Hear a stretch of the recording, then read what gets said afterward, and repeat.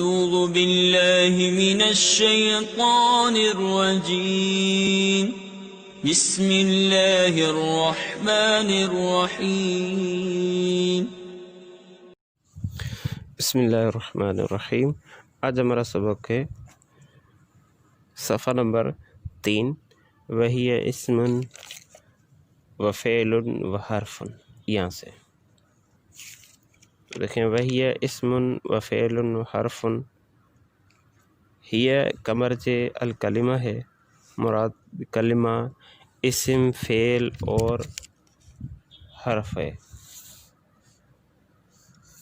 اس کے بعد اس کے آگے وجہ اثر بیان کیے، لأنہا سے مصنف علیہ الرحمٰن نے یہاں لأنہا سے کلمے کے اسم فعل اور حرف میں منحصر ہونے کی دلیل بیان کی ہے کہ کلمہ اسم فعل حرف میں ہی منحصر ہے۔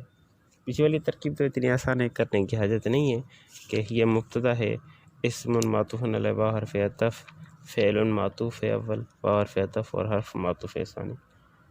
معطوف اپنے دونوں معطوفین سے مل کر، یہ مبتدا کی خبر متاخر مل کر جملہ اسمیہ خبریہ کا۔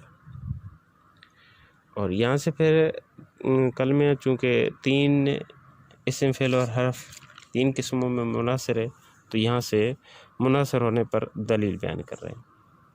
تو ایک اعتراض ہے کہ دلیل کسی دعوے پر ہوا کرتی ہے، جبکہ یہاں دلیل حصر ہے، تو جو دعوی حصر ہے وہ بھی مذکور ہونا چاہیے تھا، حالانکہ دعوی حصر مذکور نہیں۔ یعنی یہ کلمہ جو 3 قسموں میں حصر محصور ہے، تو اس حصر کا دعویٰ مذکور نہیں ہے، تو دلیل تو ہے لیکن بغیر دعوے کے، اور یہ باطل ہوتا ہے کہ دلیل ہو اور دعویٰ ہو ہی نہ بندے کا۔ تو دلیل بغیر دعوے کے ہونا لازم ہے، جو کہ باطل ہے۔ تو اس کا جواب یہ ہے کہ دلیل کے لیے دعویٰ ضروری ہے۔ ظاہر بندہ کسی بات پر دلیل دے گا تو اس کے لیے دعویٰ تو ہوگا، دعویٰ کس چیز کا اس نے کیا، تو دعویٰ ضروری ہے، اب وہ چاہے عبارت میں صراحتاً مذکور ہو یا ما قبل سے مفہوم ہو رہا ہو۔ تو یہاں پر بھی ما قبل سے مفہوم تو ہوتا ہے کہ مصنف علیہ الرحمٰن نے یہ اقسام کا جو بیان کیا کہ وہ 3 پر منحصر ہے، تو معلوم ہوا کہ چوتھی قسم نہیں ہو سکتی، کیونکہ انہوں نے یہ کہا اسم فعل حرف، تو اسے معلوم ہوا کہ چوتھی قسم نہیں ہو سکتی، ورنہ اس کو بھی بیان کیا جاتا، کیونکہ یہ مقام بیان ہے، اور جب چوتھی قسم کا بیان نہیں کیا تو ظاہر ہوا کہ کلمہ ان 3 اقسام میں ہی منحصر ہے۔ جب کلمہ 3 اقسام میں منحصر ہے تو اسی بات پر مصنف علیہ الرحمٰن نے آگے دلیل بیان کی ہے۔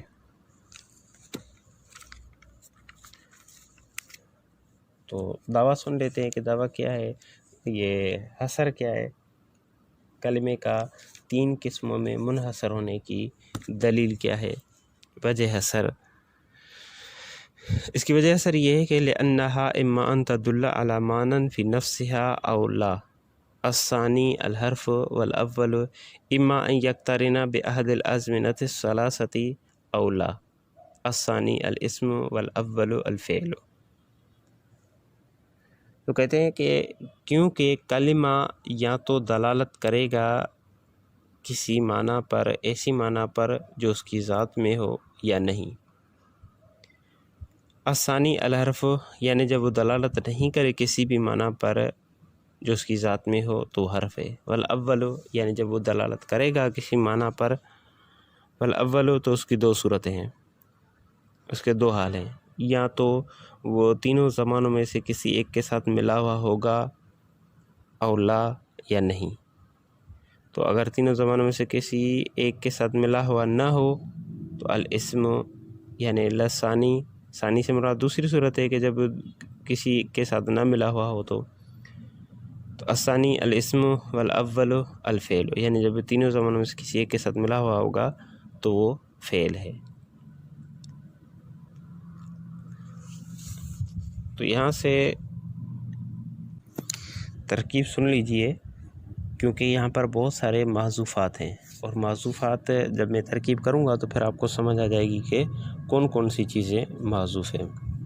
تو لأنہا سے ترکیب دیکھ لیجئے، لأنہا سے ترکیب کہ لام حرف جر ہے، ان حرف مشبہ بالفعل موصول حرفی.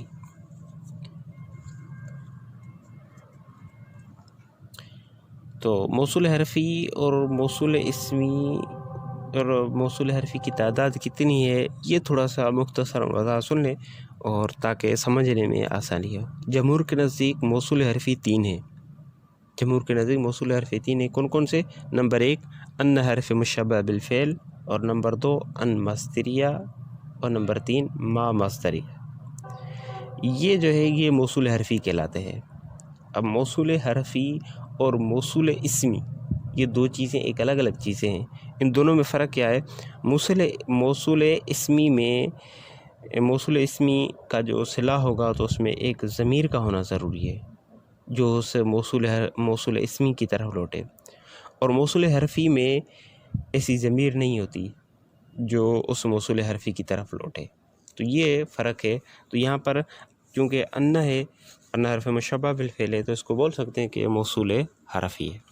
تو لام حرف جر ہم سیدھی کرتے تھے ترکیب، یہ صرف سمجھانے کے لیے عرض کیا کہ لام حرف جر ہے اور ان حرف مشبہ بالفعل ہے، ہا ضمیر اس کا اسم ہے، اما حرف تردید، ان مصدریہ موصول حرفی، تدل فعل مضارع معروف صیغہ واحد مؤنث غائب ہے، یہ ضمیر اس کا اسم ہے، الا حرف جر معنن موصوف،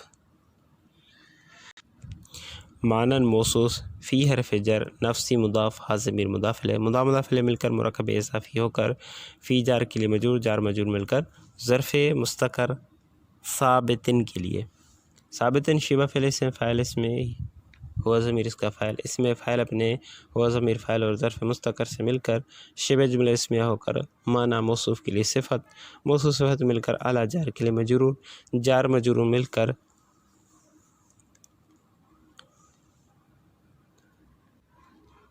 ظرف لگ تدل کا،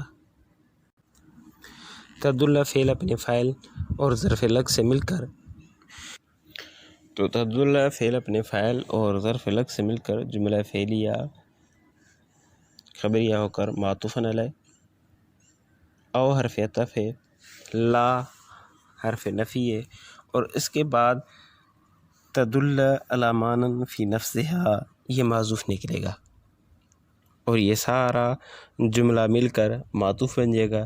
اس کی بھی وہی ترکیب ہوگی جو ابھی ہم نے تدل علی معنی فی نفسہا کیا ہے. تو لا حرف نفی ہے، باقی تو وہی ترکیب ہوگی. تو یہ جملہ فعلیہ ہو کر معطوف علیہ اور معطوف مل کر ان مصدریہ موصول حرفی کے لیے صلہ، ان مصدریہ موصول حرفی اپنے صلے سے مل کر یہ بن جائے گا حرف مشبہ بالفعل کی خبر. حرف مشبہ بالفعل اپنے اسم اور خبر سے مل کر جملہ اسمیہ خبریہ ہو کر بتاویل مفرد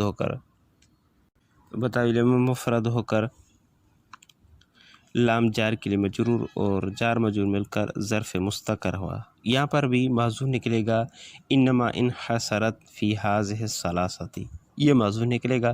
تو یہ ظرف مستقر ہوا.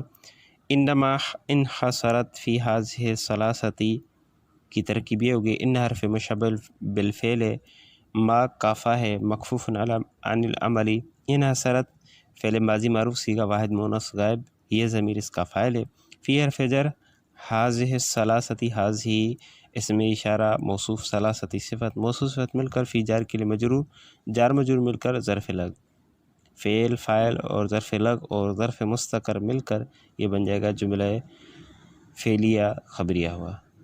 کیونکہ ان حرف مشبہ بالفعل ہے تو اس کا چونکہ ما اس پر کافہ داخل ہو گیا اس لیے یہ عمل نہیں کرے گا. تو اس کی پوری ترکیب یہ ہو گئی. باقی آگے والی کی ترکیب اس طرح ہوگی، الثانی مبتدا ہے، الحرف و خبر ہے متأخر مل کر جملہ اسمیہ، والاول واو حرف عطف ہے، الاول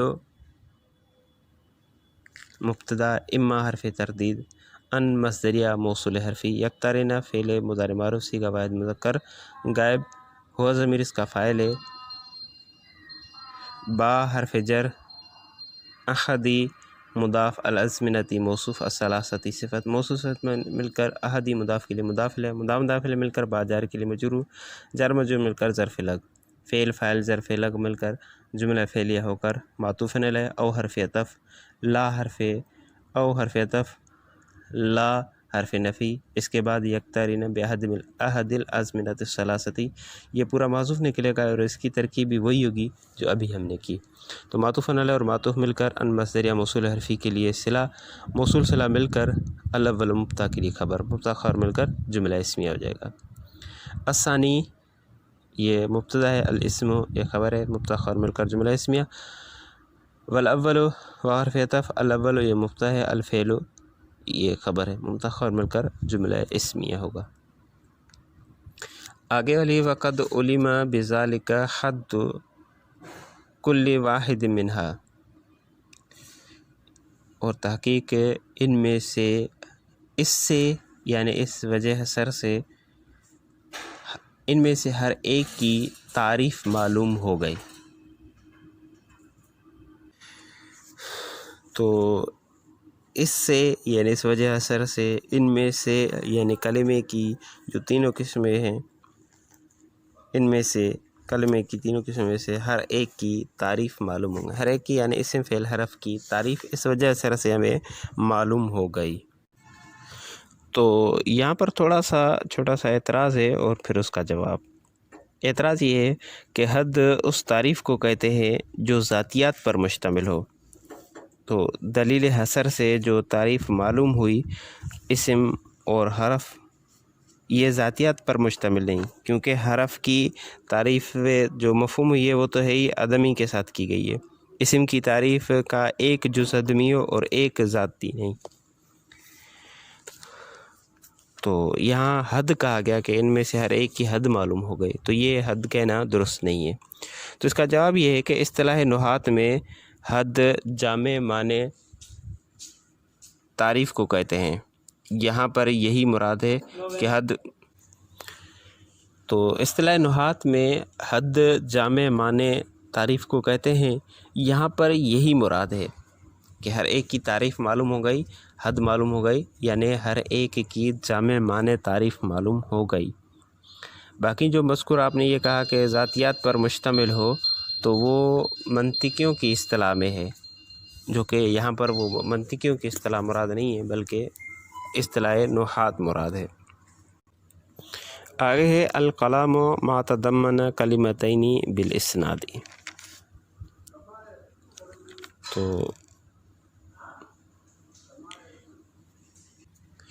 تو کلام کا لغوی معنی ہے ما یتکلم بھی کہ انسان جس کا تکلم کرے، قلیلاً کان او کثیر، چاہے قلیل ہو چاہے کثیر ہو، جیسے زیدن یہ قلیل ہے اور کثیر جیسے زیدن قائم۔ اور اصطلاحی تعریف یہاں پر کتاب میں مذکور ہے ما تضمن کلمتین بالاسناد۔ کلام وہ ہے جو دو کلموں کو شامل ہو اسناد کے ساتھ۔ ایک تو اس میں دو کلمے ضروری ہیں اور دوسرا یہ ہے کہ یہ اسناد کے ساتھ ہے، دو کلموں کو شامل ہو لیکن اسناد کے ساتھ۔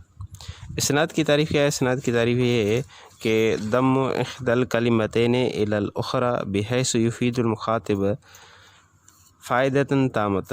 اسناد کی تعریف یہ ہے کہ دو کلموں میں سے کہ ایک کو ملانا دوسرے سے اس حیثیت سے کہ وہ فائدہ دے اور فائدہ ایسا دے جو مخاطب کو فائدہ تامہ حاصل ہو۔ باقی فائدہ تامہ سے مراد یہ ہے کہ متکلم خاموش ہو جائے اس پر تو آگے کوئی سوال وغیرہ پیدا نہ ہو۔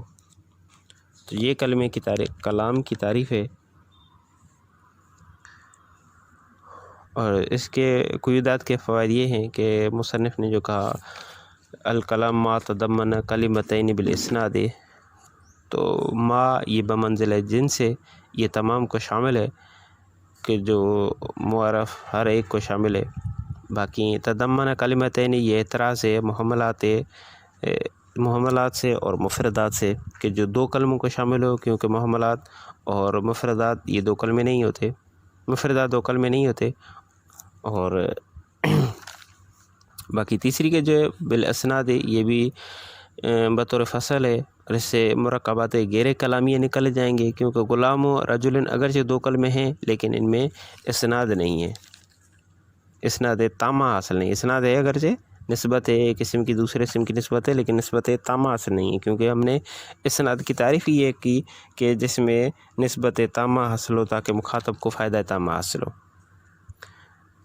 باقی تو مرکبات کلامیہ بچ گئے. اب مرکبات کلامیہ خواہ خبریہ ہو جیسے ضرب زید، یا زید ضارب، یا انشائیہ ہو جیسے اضرب، تو یہ سب اس میں شامل ہے. آگے ہے ولا یتعطی ذالک الا فی اسمین او اسم و فعل، اور یہ کلام حاصل نہیں ہوتا مگر دو اسموں میں یا ایک اسم میں اور فعل میں. تو ایک یہ قاعدہ بیان کر رہے ہیں کہ کلام جب بھی حاصل ہوگا تو دو اسموں میں یا ایک اسم اور ایک فعل میں. پہلے تو ایک اعتراض ہے یہاں پر کہ یہ لا یتعطی کہنا درست نہیں ہے، کیونکہ آنا جانا یہ ذوی العقل کا فعل ہوتا ہے، جبکہ یہ ذوی العقل نہیں ہے، تو لا یتعطی کہنا درست نہیں ہے. تو اس کا جواب یہ ہے کہ لا یتعطی یہ لا یحصل کے معنی میں ہے کہ کلام حاصل نہیں ہوتا مگر دو اسموں میں یا اسم اور فعل میں.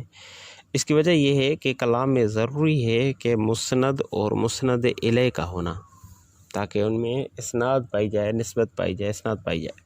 تو مسند اور مسند الیہ کا ہونا ضروری ہے. تو دیکھا جائے تو اس کی کل 6 صورتیں بنتی ہیں. ایک تو دو اسم، دو اسم اس کلام میں دو اسم ہی ہو، یا دو فعل ہی ہو، یا دو حرف ہی ہو. تو دوسری صورت یہ ہے کہ اسم فعل کے ساتھ مل جائے اور اسم حرف کے ساتھ مل جائے. اور تیسری جو آخری صورت ہے وہ ہے فعل حرف کے ساتھ مل جائے. تو یہ کل 6 صورتیں، اور کلام صرف 2 صورتوں میں حاصل ہوتا ہے کہ جب 2 صورتیں، تو کلام جو حاصل ہوتا ہے وہ صرف 2 میں ہی حاصل ہوتا ہے، 2 اسموں میں یا ایک اسم میں، کیونکہ اسم مسند بھی بنتا ہے اور مسند الیہ بھی بنتا ہے. تو کلام میں چونکہ مسند اور مسند الیہ کا ہونا ضروری ہوتا ہے، تو اس لیے جب 2 اسم ہوں گے تو مسند اور مسند الیہ حاصل ہو جائے گا. اور فعل چونکہ صرف مسند بنتا ہے، اس لیے اگر 2 فعل آئیں گے تو اس میں صرف 2 مسند ہی پائے جائیں گے. جب 2 مسند پائے جائیں گے تو ظاہر ہے کلام پورا نہیں ہوگا، حاصل ہوگا. اور اگر 2 حرف آ جائیں گے تو بھی کلام حاصل نہیں ہوگا، کیونکہ حرف تو نہ مسند ہوتا ہے نہ مسند الیہ بنتا ہے، تو لہذا اس سے بھی کلام حاصل نہیں ہوگا. تو اگر ایک اسم ایک حرف آ جائے تو بھی کلام حاصل نہیں ہوگا، کیونکہ مسند تو ہوگا یا مسند الیہ ہوگا، لیکن دوسرا چونکہ نہ مسند ہوتا ہے نہ مسند الیہ، اس لیے اس میں بھی کلام حاصل نہیں ہوگا. ہاں ایک اسم اور ایک فعل آ جائے تو پھر کلام حاصل ہو جائے گا، کیونکہ اسم مسند الیہ اور فعل مسند بن جائے گا، تو یہ کلام حاصل ہو جائے گا. تو کلام جب حاصل ہوگا تو ان صرف 6 صورتوں میں سے صرف 2 صورتوں میں ہی حاصل ہوگا، 2 اسموں میں یا ایک اسم اور ایک فعل میں. اس کے علاوہ کلام حاصل نہیں ہوگا. باقی ترکیب شروع سے دیکھ لیجئے کہ واو حرف عطف ہے، قد حرف تحقیق ہے، علم فعل ماضی مجہول ہے، اسی کا واحد مذکر غائب ہے، با حرف جر ہے، ذالک یہ مجرور جار مجرور مل کر ظرف لگے، حد مضاف، کلی مضاف الیہ مضاف، واحد یہ موصوف ہے، اور منہا یہ اس کی صفت ہے. ڈائریکٹ تو صفت نہیں بنے گی، ظاہر ظرف مستقر وغیرہ نکلے گا اور اپنے متعلق سے مل کر پھر یہ صفت بنے گی. اور موصوف صفت مل کر کل مضاف کے لیے مضاف الیہ، مضاف مضاف الیہ مل کر حد مضاف کے لیے مضاف الیہ، مضاف مضاف الیہ مل کر یہ بن جائے گا نائب فاعل. فعل اپنے نائب فاعل اور ظرف لگ سے مل کر جملہ فعلیہ خبریہ ہوگا. الکلام ما تضمن کلمتین بالاسناد.